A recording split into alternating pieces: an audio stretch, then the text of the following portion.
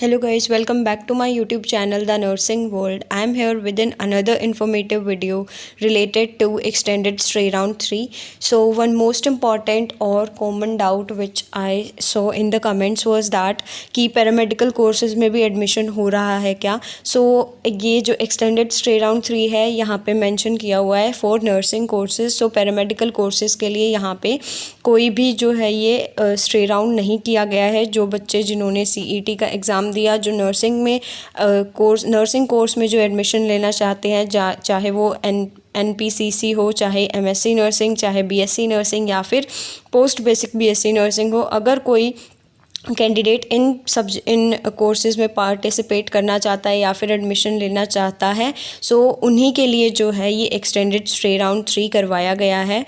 और जो अभी जो अगर कोई गलती करेगा वो करेगा जो फ़ीस डिपोजिशन वाला जो क्राइटेरिया है उसमें। सो उसी के लिए जो है मैंने ये वीडियो बनाई है। सो फर्स्ट ऑफ़ ऑल आपको कैसे वहाँ पे पता चलेगा कि कौन से कॉलेज में कौन से कोर्स में कितनी सीट्स वैकेंट है। सो वहाँ पे जो है अपडेटेड जैसे जैसे बच्चे जाते जाएंगे डायरेक्टर ऑफिस में, सो वैसे वैसे जो बाहर लिस्ट लगी होगी आपकी कॉलेजेस की वो अपडेट होती रहेगी। कि फॉर एग्ज़ाम्पल किसी भी कॉलेज में मैं एग्ज़ाम्पल ले लेती हूँ कि दीनदयाल कॉलेज ऑफ नर्सिंग है, उसमें पहले 4 सीट वैकेंट थी। अब जो बच्चे गए हैं अंदर उन्होंने जो है उसमें एडमिशन ले लिया है और अब कितनी सीट्स 2 सीट वैकेंट है। तो अब वहाँ पे जाके अपडेट हो जाएगी लिस्ट कि इस कॉलेज में ये जो सीट्स हैं अभी हाल फ़िलहाल ये इतनी वैकेंट है। सो आपको ऑन द स्पॉट डिसीजन लेना होगा। अगर आप वहाँ पे जाके अगर आप घर से प्रिपेयर होके गए हो कि इस कॉलेज में मुझे एडमिशन लेना है, बट अगर वहाँ पे जाके आप देखो कि वो सीट्स वहाँ पे वैकेंट हो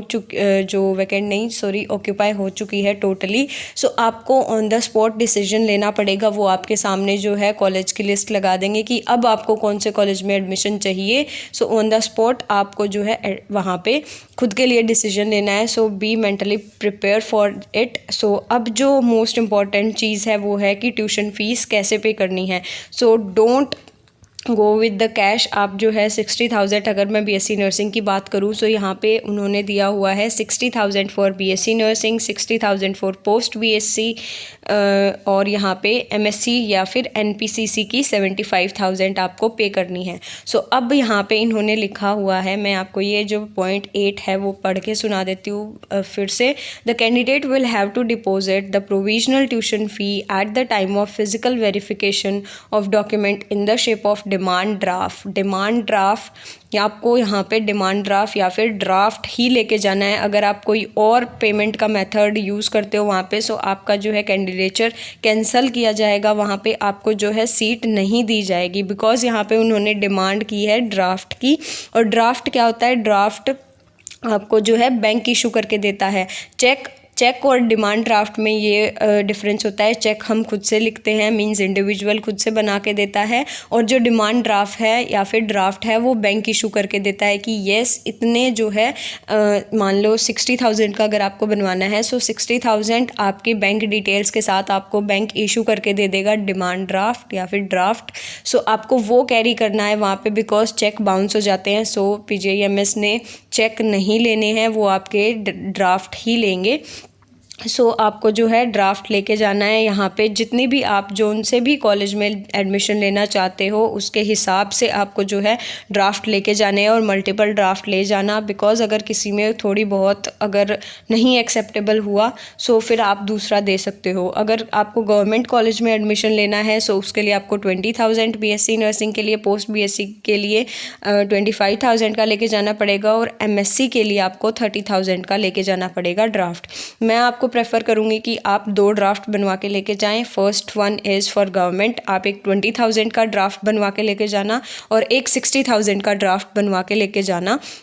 और ड्राफ्ट तभी बनेगा जब आपके बैंक अकाउंट में आपका इतना बैलेंस होगा। बिकॉज़ वहाँ पे फिर जब PGIMS आपको वहाँ पे एडमिशन दे देगा, जिस भी कॉलेज में आपको अलॉट करेगा सीट, सो वहाँ की जो फ़ीस है वो अपने आप ऑटोमेटिकली ड्राफ्ट की वजह से आपके बैंक अकाउंट से जितनी भी पेमेंट है वो ले लेगी यूनिवर्सिटी। सो आप फर्स्ट प्रायोरिटी देना गवर्नमेंट कॉलेज की because all students are acceptable. यहाँ पे कोई भी क्राइटेरिया नहीं दिया गया है कि कितने स्कोर वाले को गवर्नमेंट मिलेगा या फिर कितने स्कोर वाले इसमें पार्टिसिपेट कर सकते हैं। सो जिनके 54 एंड अबव मार्क्स हैं वो जो है, जिनके 45 प्लस, बिकॉज 5% रिलैक्सेशन का भी जो है एक नोटिस आया था। सो जिनके 45 प्लस हैं उनको एडमिशन मिल जाएगा अगर आप टाइमली पहुंच जाते हो, बिकॉज वहाँ पे आपको क्यू में खड़ा किया जाएगा, लाइन में खड़ा किया जाएगा और आप की जो सहूलियत है वो इसी में रहेगी कि आप पहले जाओ, पहले मतलब आपका अगर फर्स्ट आ जाता है लाइन में नंबर, सो